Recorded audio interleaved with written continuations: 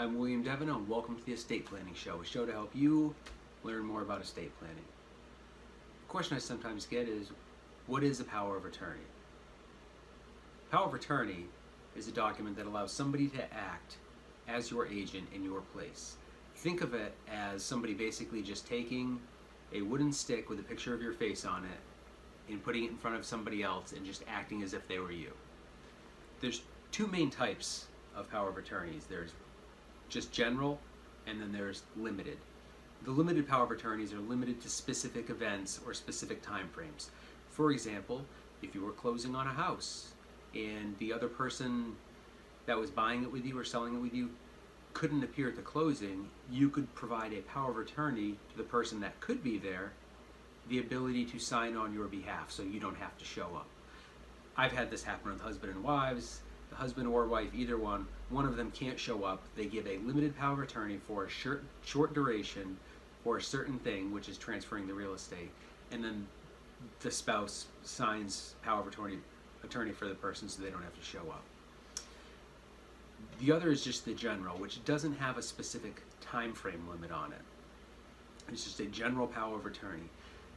When I write my general power of attorneys, they typically allow somebody to do all the banking, general financial affairs, and personal day-to-day things of people. Retirement contributions, managing investments, paying taxes, completing and filing returns, paying the cable bill, checking bank balances, everything for that person for just their assets, if it's in their name alone.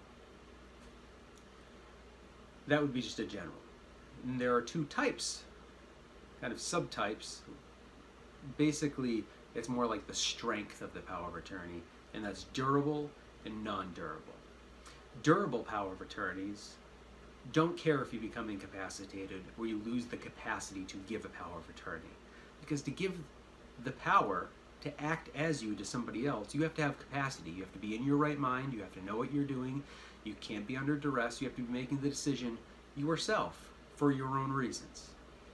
Durable basically means once you have the capacity and you give the power of attorney to somebody and they have it, if you later become incapacitated, you go crazy, you go into a coma, anything like that, the durable power of attorney does not care that you're now incapacitated. It can last longer than your incapacitation, which generally is what you want. You want someone to be able to take over things when you're incapacitated.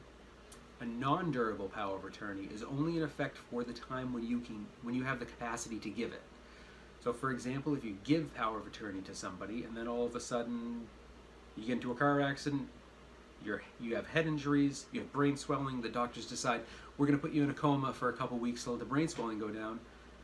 Now you're incapacitated. That non-durable power of attorney is of no use. It is now ineffective.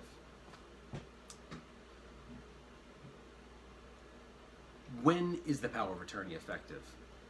That's also a good question. Because you don't just want to, most people don't want to give a power of attorney to somebody and just let them have free reign over their life while they're alive and they can still make their own, while they're not incapacitated. Because if you're dead, you can't give power of attorney. But if you have capacity, most people want to control everything themselves. What we do then is, there's two times when a power of attorney can become effective.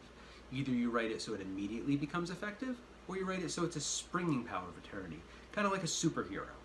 A superhero steps in when there's an emergency, solves the emergency, and then disappears again.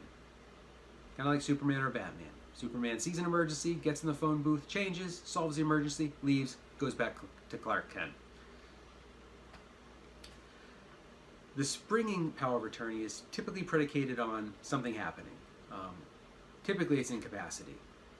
So you provide a power of attorney to your wife or your friend or whomever, and then when you become incapacitated, it springs into action, and they can now do things on your behalf for you that you outline in the document.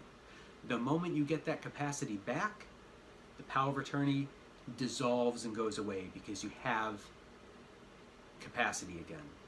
And when you get that capacity back, they have to give you an accounting of everything they did while you're incapacitated. They have to give you a list of everywhere that they gave the power of attorney to, so you can go revoke it and revoke their access. Because until you revoke it, the bank, financial institution, cable company will just assume that power of attorney is still in effect. I've outlined a couple times when this would be needed, and that's mainly when you're incapacitated or when you simply can't show up to something and you want somebody else to have the ability to do it for you.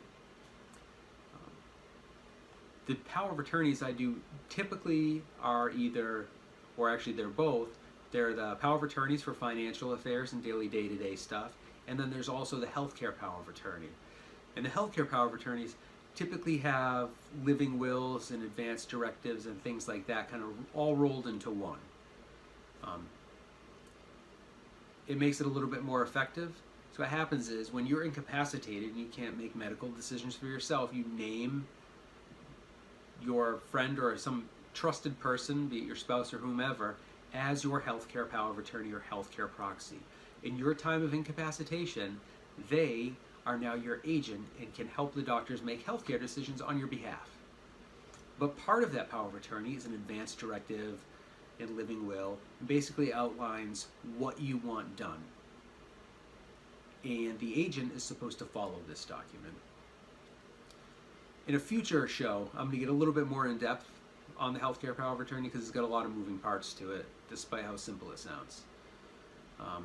But if you know anybody that wants to know more about power of attorneys, or you're concerned they do not have one, share this video with them, comment below, tag them below.